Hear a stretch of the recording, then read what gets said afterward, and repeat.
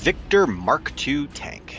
It's available as a single unit command tank or as a 2-tank squad as a support choice with an Epic Warpath. This is one of the new models that came out with the game. Such a tank does not exist in Firefight. No tanks for the Enforcers exist in Firefight, so it's cool to see this. I really like this model. It's nice and bulky. It's got the anti-grav, the giant guns. This is kind of tank I want to bring. Today I'm going to work on painting up both my command and standards. There's not going to be a lot of variation, but I will do some decals with the command version. These are resin prints off of my Mono X2.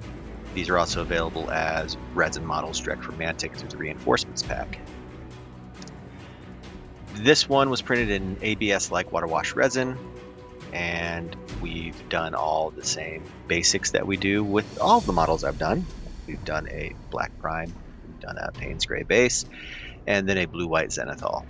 And now we're going to jump straight in with dousing it all in a nice thin down Payne's Gray wash, just to bring out our details and to get us started. Now we're going to jump into painting with our Payne's Gray. We're going to get our canopies and a lot of the side details. Really, it's just describing this as kind of a paint by numbers. As one of the larger models in the line, you have a lot more space than we're used to from painting the infantry and the smaller vehicles that we've done previously, which makes this a really easy process to kind of get in there and just apply the base coats. However, it does make it a little boring to try to talk you through it because it's just really paint by numbers at this point. Of course, the scheme varies from player to player, and whatever your paint scheme is, hopefully this is a useful guide or instruction for how to get these things going.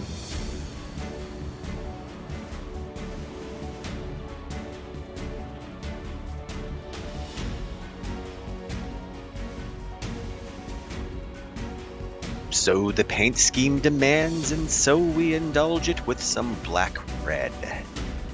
Really, with these larger vehicles, it's just about making sure that we spread some color around and some contrast, make it a little more interesting to look at. They can very easily just become a large base coat blob of whatever our primary army color is. In this case, white-blue.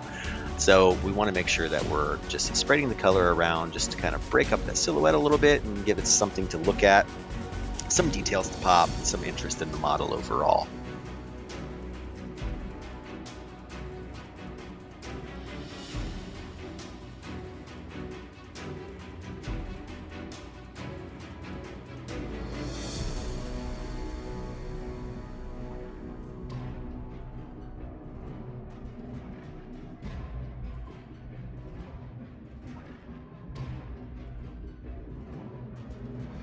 One of the cool things about this being a brand new sculpt for the Enforcers is that we don't have a ton of reference art for it. There's not a bunch of pre-painted models sitting around for us to be like, this is how it's painted. So these nacelles for the anti-grav on me really struck me as like a Star Trek Next Generation looking like warp nacelle, and I couldn't get that idea of that like blue glow emanating off the side of these nacelles out of my head, and I just went with it. So we're going to apply a little bit of sky blue and just trace those nacelle packages around the entire vehicle. And I didn't do a white base on it because I didn't want to try to amplify how vibrant it was so much that it like screamed for attention, but I did want it to, pop out on the model.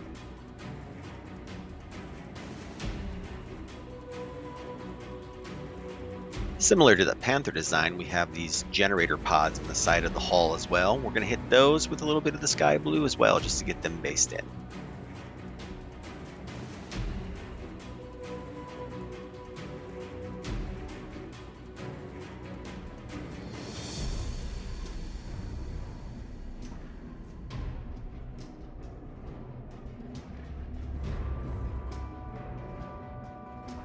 Sticking with the nacelles, I'm going to take a little bit of blue-white and just a thin squiggly line, just kind of like an electrical arc, kind of riding along the length of those nacelles.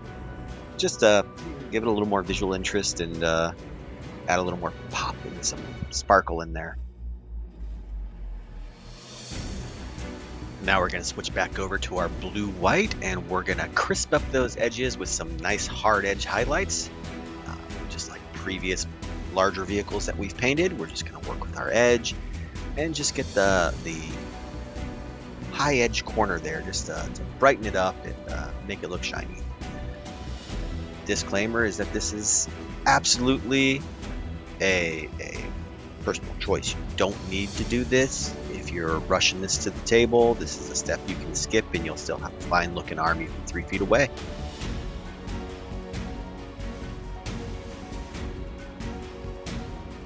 We'll go about 50-50 Payne's Gray and Blue White to get our Payne's Gray highlight. Again, this is the optional step, but I feel like once we start getting into the larger tanks, units that are visually just far more sizable, that this step becomes more important. This really helps break up the kind of monochrome color scheme that we've got going here. Of course, if your color scheme is far more vibrant, this step may be unnecessary for you, but for something that's a little more, 1 to 3 colors, this really does help to sharpen up the edges and break up the outline of the model so that's more appealing on the table. Come on, you saw this coming. Same deal, but black, red, and blue, white just give us a nice little pink highlight right on the edge of our red sections.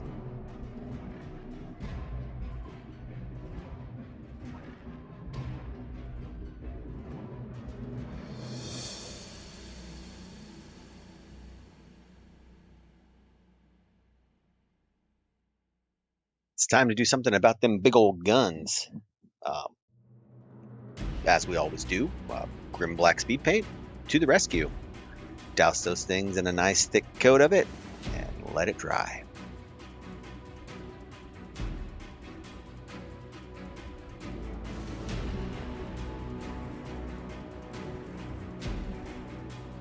Normally we'd let the speed paint take care of all the highlights and whatnot for us, but in this case, since these are some big honking guns, we're going to grab a little bit of our Payne's Gray blue-white mix that we used to highlight our Payne's Gray earlier and just do some edge highlighting along the length of the guns.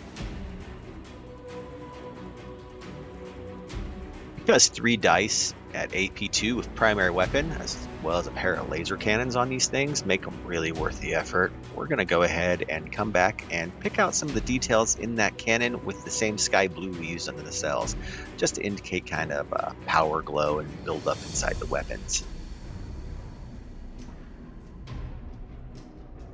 Well, we're painting a base black. That means we've come to the end of another Let's Paint video.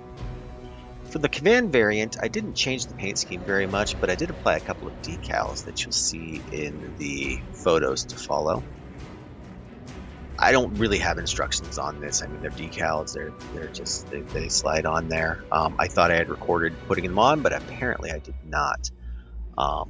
But you can see me applying some to the Accuser Interceptor in the previous video. So if you want to go back and have a look at that. Would like to thank you for taking the time to watch this video all the way to the end. I appreciate the views, and if you could, hit that like button. And if you're not subscribed to the channel, I'd appreciate that too. My goal here is to try to expand some content out there for Epic Warpath so that the community has something as a point of reference for painting or just to listen to in the background while they're working on their own models, and to just kind of grow the community in general. In addition, I have started working on a podcast with a group of my friends called Pinned and Broken. You'll be able to find those episodes on my YouTube channel as well as anywhere else you listen to podcasts. All that said, let's see how they turned out. Thanks for watching.